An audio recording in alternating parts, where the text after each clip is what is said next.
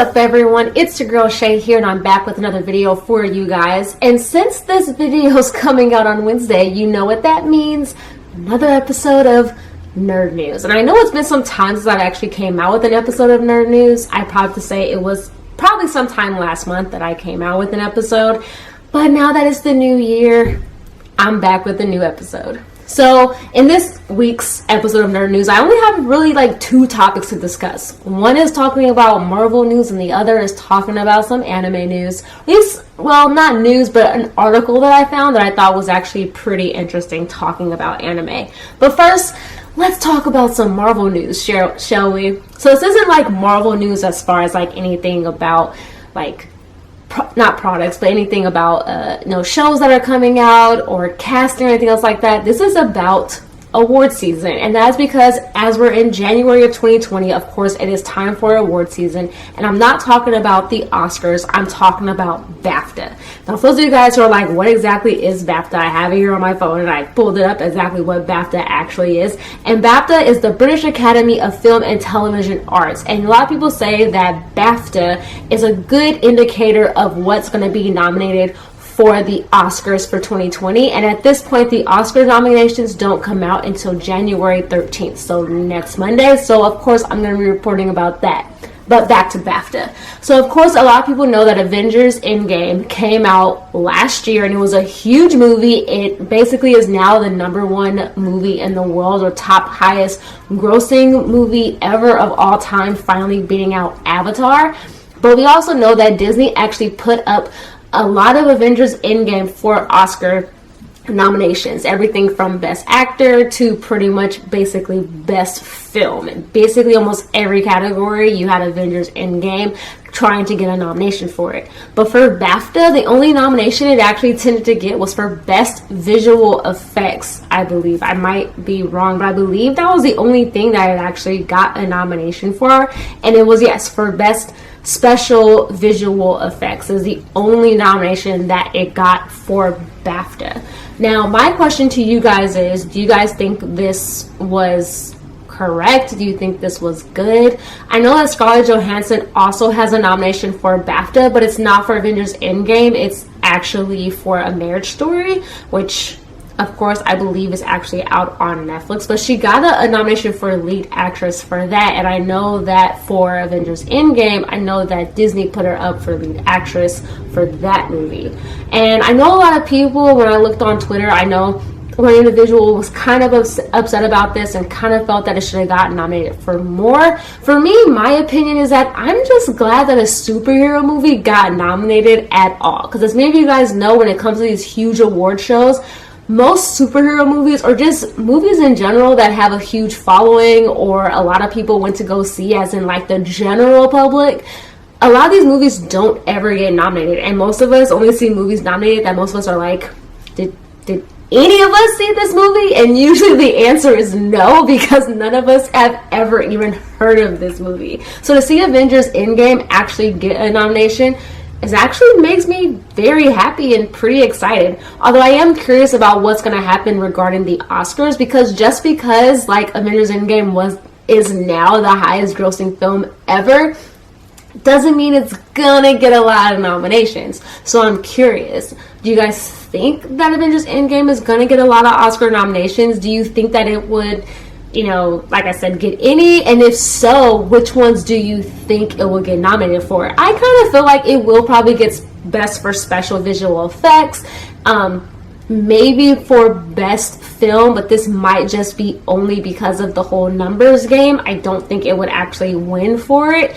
And maybe for like Best Costumes, but even for that I am unsure of. But I don't see it getting nominated for like Best Lead Actor or Best Lead Actress, because I don't feel like any actor in that movie really was like the forefront of that movie, only because it was such an ensemble cast. And I know a lot of people are going to say Robert Downey Jr. probably should get the nomination, but he doesn't even want it. And so I kind of have to agree with him, only because of the fact that yes, he had a stellar performance, but he wasn't like the lead actor in that movie. But overall, we're going to see what happens come January 13th, and we're going to have to see what happens regarding BAFTA, and if they're actually correct and actually kind of show who's going to get nominated for what regarding Oscars this year. So we'll find out soon. Now, the next topic I'm going to talk about is, of course, anime. And I already said I was going to talk about this. But this is going to be about anime streaming. And I know we've talked about anime streaming before, but I thought I found this article pretty interesting because, as maybe you guys know, we are in the day and age where streaming is the norm. Streaming is what everybody does. A lot of people don't pay for cable anymore. And now you see a lot of cable networks have streaming apps or streaming services that you can pay for separately or only have that. I mean, you have everything from TLC, you have A&E, of course we also have Disney Plus, and we also have numerous other streaming services out there. And of course this isn't including things like Hulu, and of course you have Netflix and so on and so forth. But what I mean is pretty much when you have things like Disney Plus or A&E or TLC, they're basically showing streaming or streaming television shows that actually show on their network. And when it comes to anime doesn't have like one network that it actually streams off of, which is pretty much the article that I found kind of talks about. And it kind of talks about how so many different streaming services are trying to tap into the anime market, and how you kind of now as the viewer are kind of paying a lot of money to stream anime. Now, when they kind of calculate it all up, you're paying about close to about $43 a month for these different anime streaming services. So when you look at anime streaming services, you have Crunchyroll, you have Funimation, you also have Hulu, you also have Netflix, you have High Dive, and then I believe you also have Amazon Prime. So that's like 6 streaming services right there, and that's if you're paying for all of them. And one of the biggest things they talk about is you have 6 different streaming services and none of them overlap. So it's not like you can like get one and feel like you're watching all that you can. You kind of feel like you have to pay for more than one to be able to watch all the different shows that you want to watch.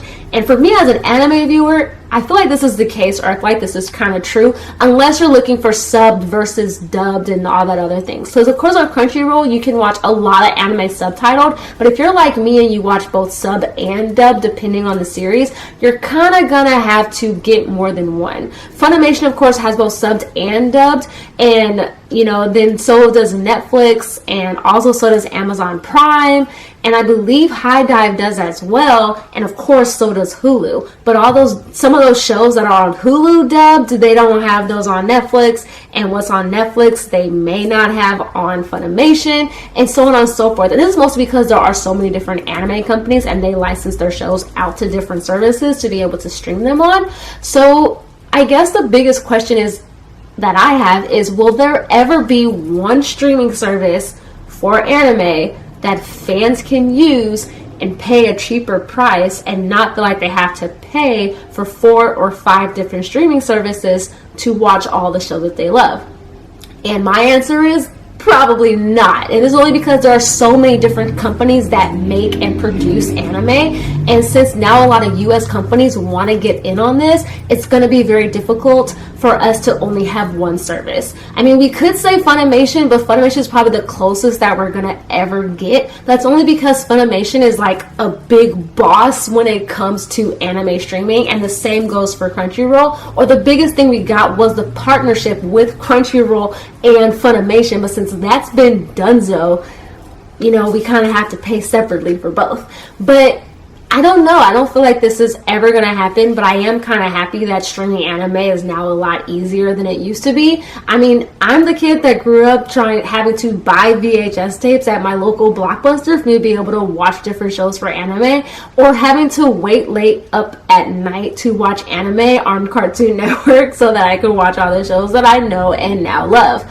But now with streaming, I can watch it readily available when I want. But what sucks is that I have to kind of like toss and turn between different anime streaming services to watch the shows that I want. For example, currently right now I'm watching on Netflix March Comes In Like a Lion, but if I want to watch like panty and stocking with garter belt, I gotta go to Funimation to watch it because Netflix just doesn't have it. And of course you can probably include YouTube in this, but since YouTube is kind of a free service, depending on if you're paying for it or not, I didn't really include it. But I can say for me personally, I pay for probably all of those streaming services. I have Amazon Prime, I have a Hulu, I have Netflix, I have also Crunchyroll, I also of course have Funimation, and that's 5 right there. I'm not including High Dive because I have VRV, which is like the Crunchyroll app kind of, which includes High Dive. So that's the only reason why I'm not including it in there, because I basically kind of have it.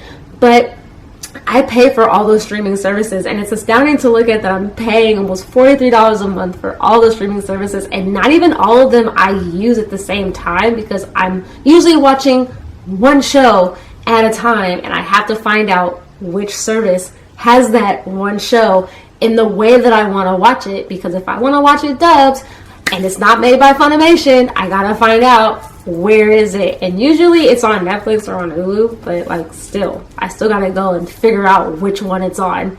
But what do you guys think? How do you guys feel about this? Do you pay for all these streaming services? Do you still stream illegally? And if you do, shame on you. There's so many ways now to stream anime legally that to me, doing it illegally is kind of redundant at this point, because like, come on. But also, how do you, or what streaming site do you use to stream your anime on? And I mean legally, not illegally, because once again, shame.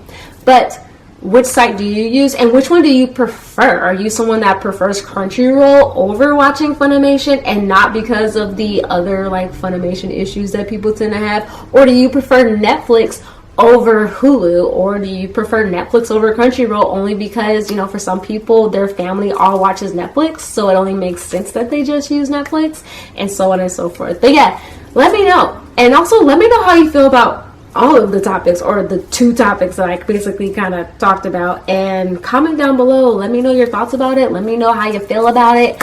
And I also probably will also link the article that I found regarding anime streaming down below, so you guys can probably check out this article for yourself.